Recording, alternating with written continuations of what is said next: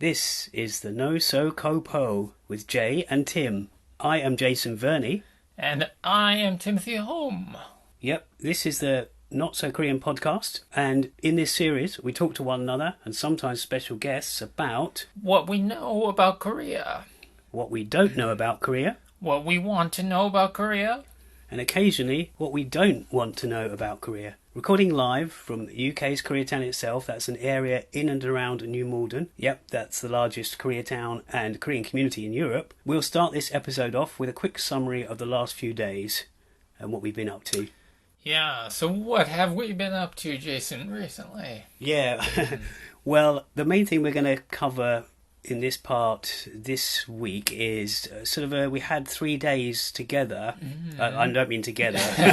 Well, we don't want to start rumours, but we do spend time together. Yeah. But we had 3 consecutive days where we actually took part in interviewing guests for these shows.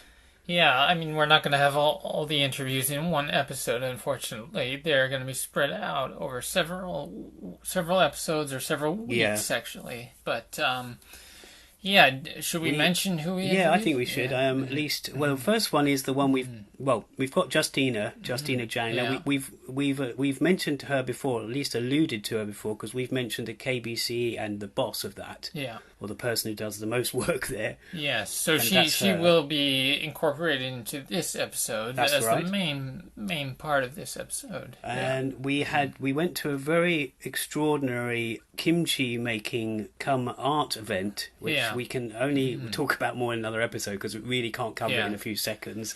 Yeah, it was such an amazing experience, but we're going to save that for maybe later this month during London Design Week, which is part of the event that we took part in is part of that festival. Yeah, so the interview that we did that day was actually with the 2 artists, or the 2 members of an artist sort of group. Yeah. That we interviewed. It's a short interview, but we'll have an episode that focuses on that whole day and also an interview. Yeah. The third interview was with sort of a friend of mine named Maisie Rose, who I met in Korea maybe a few years back through a mutual friend of ours, who we will mention, or we've already mentioned before, Jong-chan Lee or Jonathan Lee.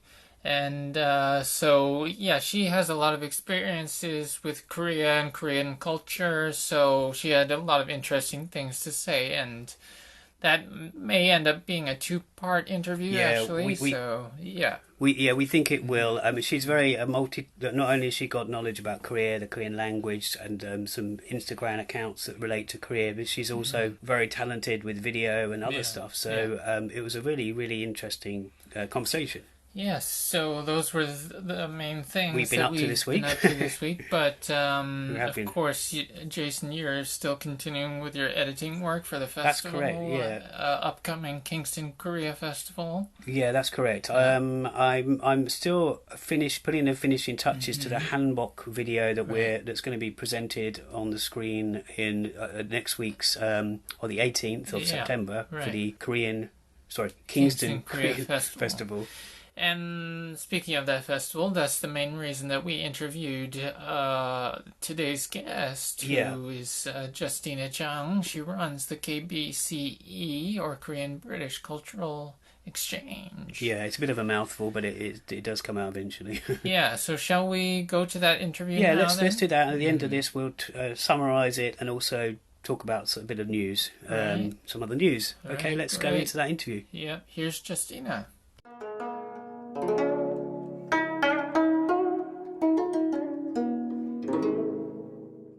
Hello, this is Timothy Holm for the Not So Korean podcast. We are currently sitting in Ajit, a Korean restaurant in New Malden, and we're here with Jason as usual, or Jay, and we are also here with Justina Jang, who currently runs the Korea British Cultural Exchange, or KBCE.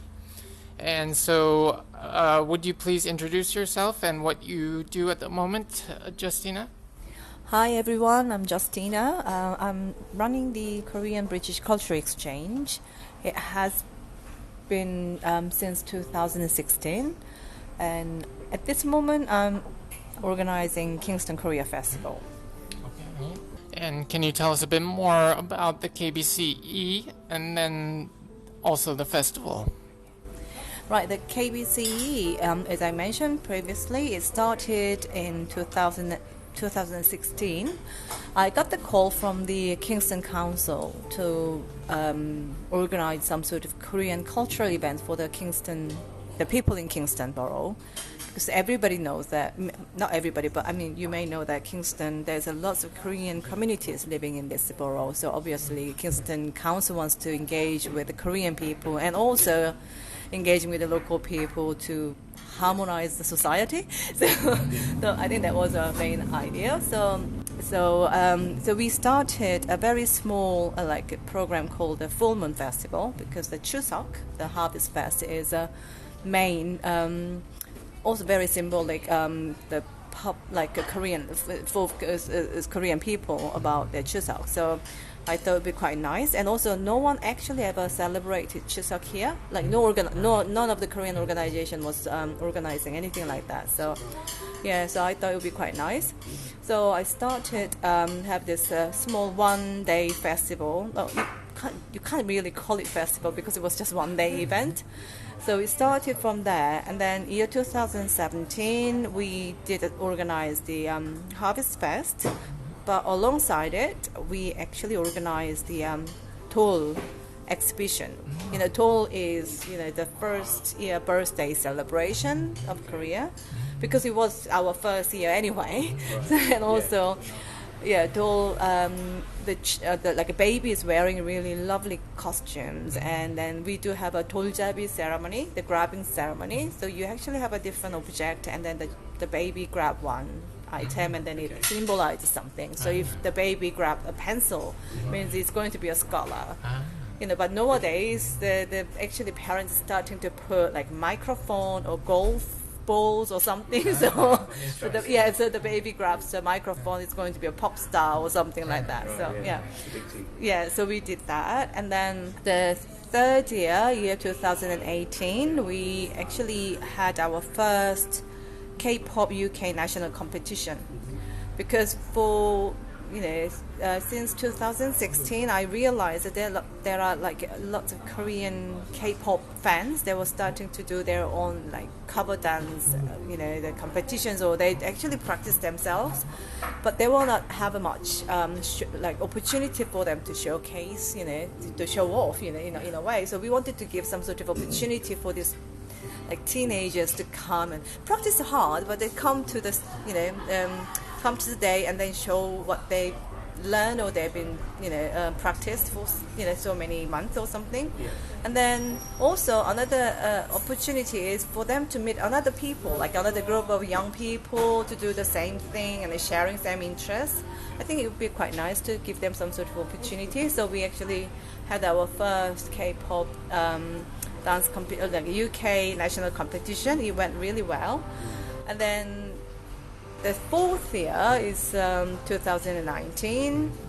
We add one more, which is a KIMJANG festival, because we got the funding from the Heritage National Lottery, National Heritage Lottery Fund, about KIMJANG project, which we had to produce kimchi recipe book and the videos, as well as the KIMJANG festival. So we did all the things in year 2019.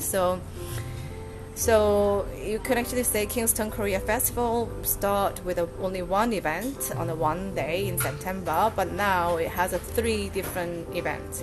Start from September Harvest Fest, October the UK National K-pop competition, and then November KIMJANG Festival. So it's 3 as a one is a Kingston Korean Festival, and hopefully we are very ambitious. So in 2 years' time, the UK national K-pop can be actually K-pop European competition. That's our aim. Right, thank you. And Jason, you have a question? So that's your months October to December almost taken up, but obviously you've got a lot of the year planning as well. But I just wanted to ask, any of the complications because of COVID? You've had different things to face, like bringing it online or partly online, but also we've actually been to the Kingston Korean Festival before when it was in Kingston, but this year it's in New Malden, which is Koreatown, so it makes sense. Basically, what complications have there been because of all this change, and also what was the reason for changing to New Malden this year at least? The last year, everybody has the difficulties. It's the same with the KBCE, but KBCE is run by the volunteers. As you can imagine, that it was quite hard, and also we couldn't organize anything like physically. So we are specialized in organizing events, outdoor events. So all of a sudden, you can't really do that. So then we thought about not doing anything last year because it's a good excuse, not doing anything, because not many people expect us to do anything anyway. So, but then we thought, hold on for a second, at least we've got some sort of obligation to the people. Instead of sitting down and doing nothing, why don't we show something that you can still do something? So for the first time, we actually organized our festival on online based. So we had to make films, and we had to interview people, and then we had to put them all in a film, and then use the social media platform. So when you actually look at our first Harvest Fest last year, it went well in some ways, but technically, it just had a lot of streaming. Live streaming was cut, and it was a bit difficult and hard. It's just so frustrated. But also the format we chose was totally wrong. So we wanted to sort of try everything what we did outdoor and do exactly the same thing on the YouTube, which was so stupid idea. How many people can actually watch, being on the YouTube for 2-3 hours? You don't really do it. Even go to the epic cinema or cinematography, you can't really do it. But we thought, okay, you know what? We've never done it. So the first attempt, you can have excuse. It's like, oh yeah, it was our first time. So we said, let's just do everything we can think of. And if it didn't go well, then it didn't go well. But we have excuse that, oops, it was our first time. So that's what happened. But because of that experience, when we did the KIMJANG festival, I think we did better because we break into like 15 to 30 minutes program. We did it more often. So we kind of learned from our mistakes. But then at the same time, we thought that, okay, we can actually communicate with a wider audience because of the social media. There's no barriers, there's no time limits or something. So we kind of learned that, okay, that's another platform we can actually use to promote Korean culture. So it wasn't that all bad. So that's that last year. This year we decided to do Harvest Fest in New Malden. We used to do it in Kingston, the marketplace. But one of the reasons we are doing it here is we want to promote the local economies if we can help something. So there's a lot of Korean restaurants and the supermarket and hairdressers, and not only for the Koreans, but for non-Korean, but there's a lot of shops and restaurants down there. So if we do organize some sort of event, we know that like a KIMJANG festival, Harvest Festival, we know that lots of people actually coming from outside of Kingston area. So they increase the footfall in this area. So it might help, in one or the other. Then it will help the local business. So we thought it would be quite nice. And also we can actually promote Korean restaurants or supermarkets, naturally at the same time. So I think that's one of the reasons why we are doing it. One of the difficulties for the running it under this circumstances is yes, we want to organize some sort of outdoor event so everybody can actually meet up. I think togetherness. The isolation was really hard thing for the human beings, the mankind. I kind of learned it, last year. It was really hard. And so I want to have some opportunity, create some opportunities for everybody just to come out and enjoy together, not touching, holding, or kissing each other, but it's like being there. There's just a feeling, yes, But at the same time, because we're on the COVID situation, we can't, I can't really ask lots of people to come down at the same time. So it's like you want to run, but you are running with your legs tied up, kind of that sort of feeling. So that is quite hard. Your mouth tied up. Yeah. Mask. But the good thing is this year that it's pretty much next door to the station. So anyone who does come to New Malden, then they can just get off the train and it's pretty much there. Yeah. Also, talking about the KIMJANG festival, which you just mentioned, the Kimchi festival essentially. This year, will that differ much from the ones before, where we've seen the stalls on the high street and you had the kimchi making going on or teaching people how to make kimchi sort of near the station? I wondered how it differed from before, but also because we recently witnessed a crazy art project which involved kimchi making, we were actually involved with. We wondered how that was going to be played out in this year's KIMJANG festival.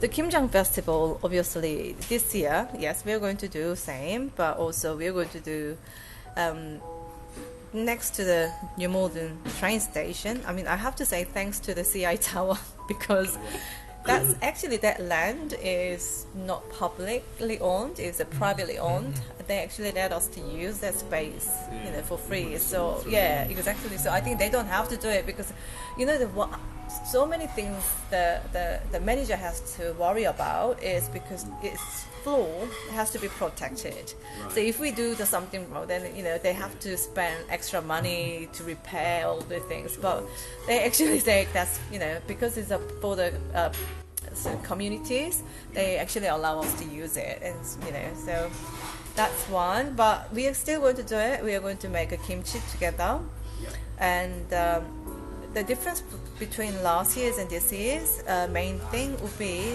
last year's is more like showing how to make kimchi. Although we call it as a KIMJANG festival, so KIMJANG festival is supposed to be something more than just making kimchi. But last year we just did it like just making kimchi session. So this year we want to bring some sort of spirit of KIMJANG festival. So KIMJANG is more likely the people helping each other, the neighbors helping each other to make kimchi. So obviously not many British people need to make huge amount of kimchi to go through the winter time and experience but we thought we just interpret in our own way, saying last year when we actually run the classes, it was all for free. So when we actually sell the ticket or invitation through the Eventbrite, it was so quick to sort of sell the tickets because it was free, so everybody was like grabbing the ticket. On the day we have cut like 45% didn't turn up.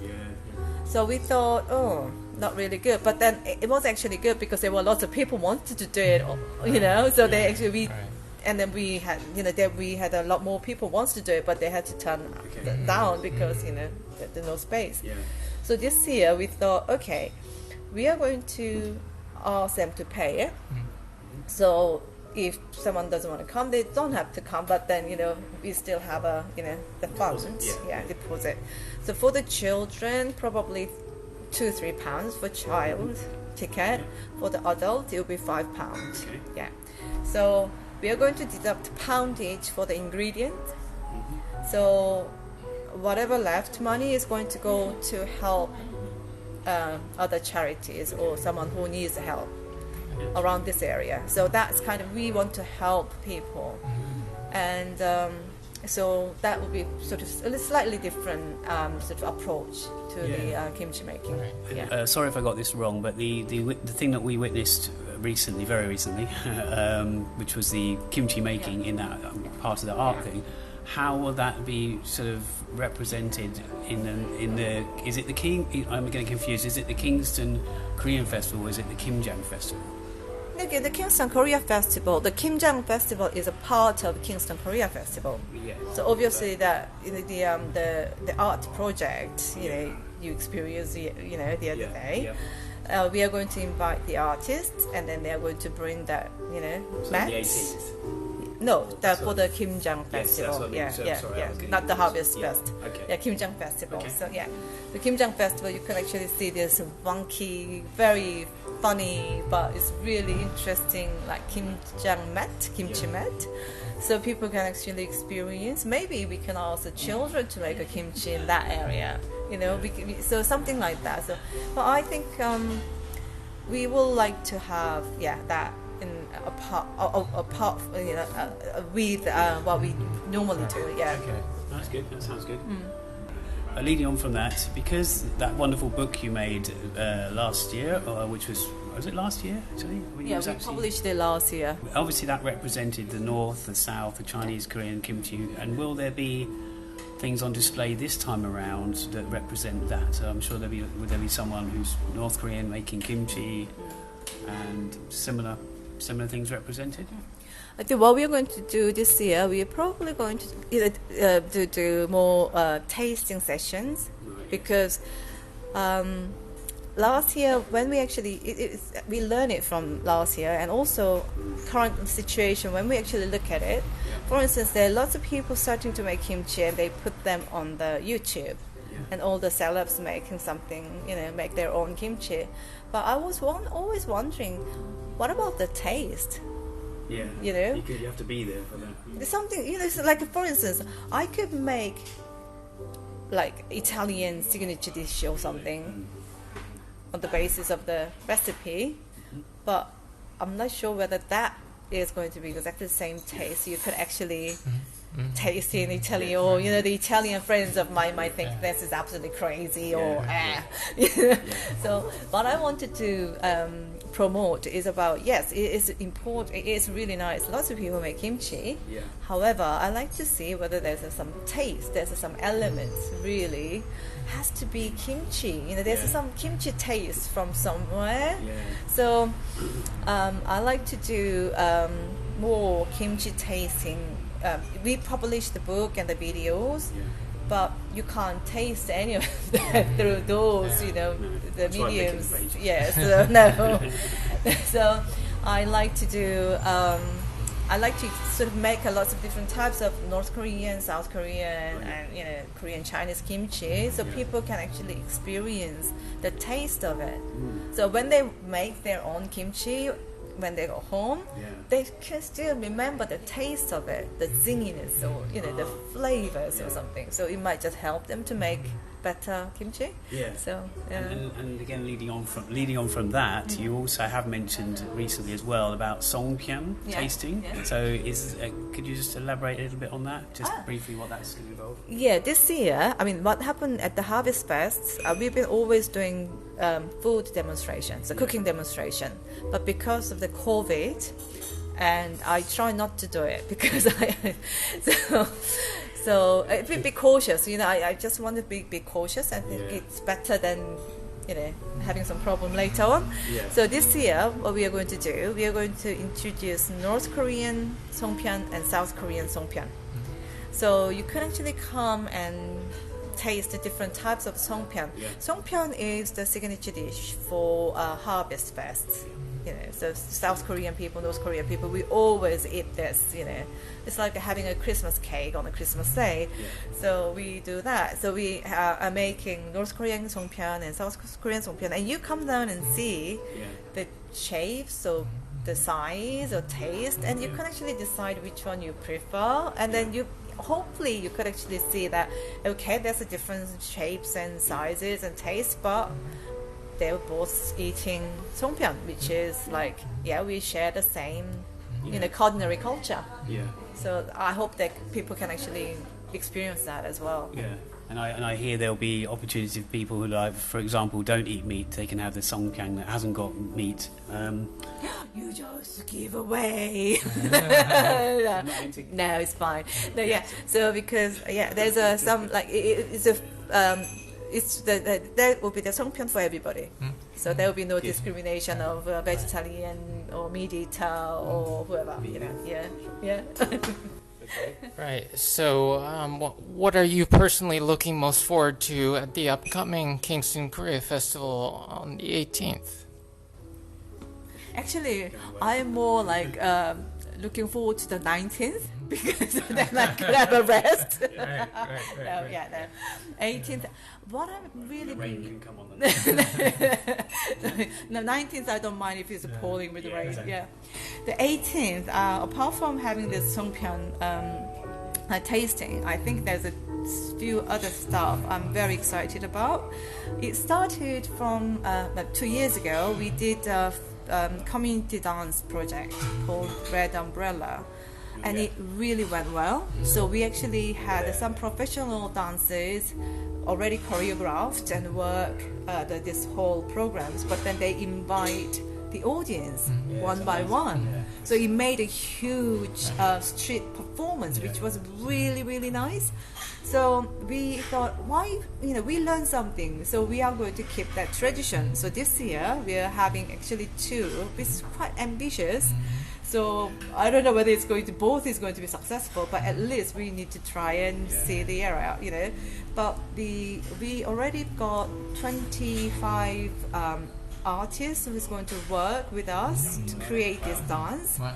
And then on the day they're starting dance, and then they are going to invite audience to do dance together with them. So it'll be quite nice. So we are going to be all a performer on the day and take part. And then that's one huge thing. And then the other one is Arirang. Arirang is a very symbolic Korean music. We want to dance very simple movement with this song. And if we can actually have many people comes down, then we can dance Arirang together. It's a very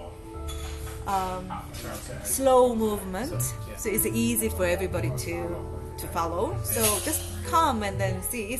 It's like less than 2 minutes dance anyway. So everybody can dance. So we welcomed. Another thing is because of what happened last year, people were all at home, didn't do much exercise and didn't do any bonding sort of opportunity. So this year we actually introduced few Korean folk games. So we are having folk game Olympics. Wow. So we're going to do like throw arrows and not dangerous, and some activities, but it's a very Korean traditional activities. So people can actually move their body and being together. So that's a really two main themes for this year, like being together, team up, and do some work, to compete each other, but also, just move your body, just not sit back and do nothing, but just do something and being active. So that's And the last thing is we got New Malden Got Talent. That's because it's a community project, so we always want to sort of showcase some of the local talents to be in the stage and sort of present themselves. We don't really have a huge stage or something as such. However, we have some small space that they can actually come to dance or play music or even do magic, just come along. So they'll be quite nice. Well, that all sounds fantastic, so we look forward to it. And how can people find out more about the festival and the KBCE if they're interested? Right, we've got very active social media teams working on our Facebook and Instagram. We are up to date our website, so you may have to bear a little bit to have all this information. One of the reasons why we are a little bit slow on the website is because last November, the KBCE and KIMJANG project website both were archived at the British Library, which was really, really exciting news. But because of that reason, we wanted to have a very, very good website, and it is quite hard for us to just do all the things, full time. Many of us are actually working full time, and then do this one as a part time. So it's really sometimes it's a bit hard to just do both well. So obviously, volunteer work is a little bit more you can imagine that you can't really do volunteer work for 100%. So it's taking time, but we are always getting there. We always get there, so we know that. So Right. Yeah, and we've seen the people the volunteers that are very active on Instagram, and there's a few of them. And how they fit in their day jobs is quite amazing. One thing we're looking forward to as well is something we took part with you on a few weeks back, which is the hanbok. Of course, so not only is there going to be live stuff there's going to be stuff on the screens. There's going to be like a hanbok display, and looking forward to the finished product that we're editing. I think we're almost out of time. So, do you have anything else you want to say before we go? Well, we are always looking for people to work for, Korean British Cultural Exchange. So obviously we are all welcome, all the ideas, and also I've been telling everybody that, I need a new set of people with different ideas, so have some new energy to make this KBC into develop into different level now, because I think we done basic part. So we need someone or some people to bring us to the next level. So we are looking for people. So that's one thing. If you're interested in, please come. But unfortunately, we can't pay it. So it all has to be volunteer based. But yes. Yeah. All right. Thank you very much. And we hope to have another interview with you in the future about other issues. So thank you again. Thank you. Yeah, thanks, Justina.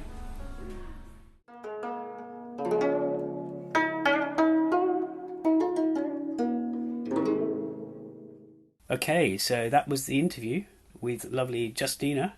She had a lot to say there. Yeah, I mean, it went on actually longer than I was expecting, 27 minutes approximately. We may have edited out a bit, but but even though we mainly focused on the festival, there's plenty of other things we could have talked about. Yeah.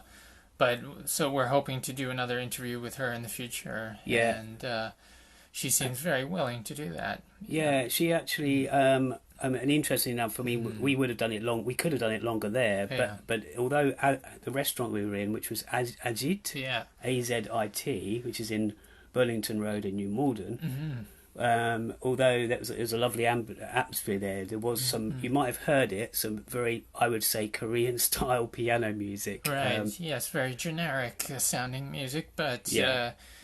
You like might hear, you'd hear that kind of music quite often Korean in drama cafes in Korea, and movies. Korean dramas and movies. Yeah, so she had a lot to say about the festival, and of course that's a week from today. So that's on September 18th, and that will be in New Malden High Street. Yeah, I mean, I've actually known Justina. I met her in 2017 because I had some video art in Kingston Museum with some other artists. Right. And I met her there. She was all dressed in her hanbok. She loves hanbok. Nice. And I think that 2017. But since I moved to New Malden, we've collaborated and got to know each other better in the last couple of years. And of course, you have Tim since last we've been year. Doing quite a few projects with her for the KBCE, various videos and things. So. Yeah, it's been great getting to know her. She's a really wonderful person. And as she says, even when this festival, the KKF festival, finishes, it's technically the KIMJANG one is later, and another part of it. And although she calls it she calls it all one festival, but I've been dividing it in my head that it's a Kimchi festival. And even after that, there's going to be other stuff online, I believe, rice videos and. Right, there's 3 sections to this whole festival, basically taking place over 3 months. There's there's a certain music aspect which I'll let you say the words of. Yeah, it's something related to K-pop? Korean pop music or something. I don't know. Anyway, but that's cool. That's cool.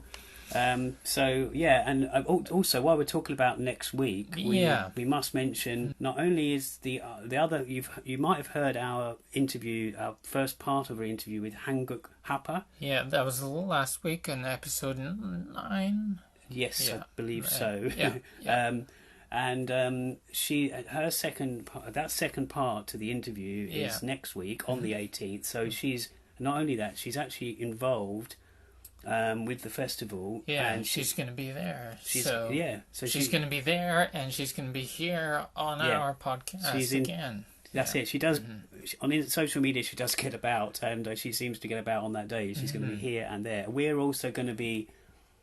recording what we can, either live on the day. Yeah, we may do some live videos or some audio recordings at the festival. So we hope to see you all there. Yeah, we've been kind of put on the production team at the KBCE, but we're, which is kind of an honour, I suppose. So we get some free food out of that. Yes. Maybe. And is it true that we may also see the kimchi making mat that we were involved with? Yeah, well, from what I could understand from that interview, and when I've spoken to Justina and separately, that might be...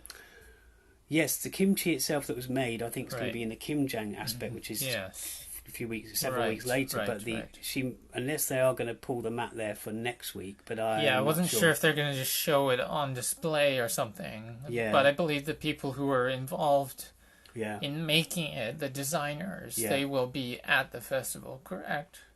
Yes, they're going to be at least one of the aspects of the festival. So either KIMJANG, and while we think about that, so the festival is at St George's Square, which is basically when you come out of the station, near CI Tower and the other tower, which is Apex, I think. Yeah.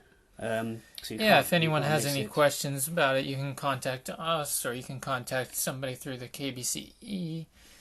All right. So we were going to mention some. We've got a few minutes left, but we were going to really skip over some news because we do like to talk about news, local news or general news at each show. So we're just going to skip over. We're a bit short on time this week, but briefly we'll just mention a couple of things. Well, of course, you might not have heard, but South Korea is an all-time high COVID situation at the moment. Yeah, but sad. They are apparently going to relax their restrictions on free movements, regardless of the high COVID cases. So and the majority of the other bit of news was that it's North Korean related. They apparently, what was it? North Korea being barred from... Yeah, North Korea is not going to be allowed to participate in the Beijing Winter Olympics next year. I think that's happening in February 2022. Yeah, and then there was... that's apparently because they boycotted the Tokyo Olympics this year due to the coronavirus situation. Yeah. But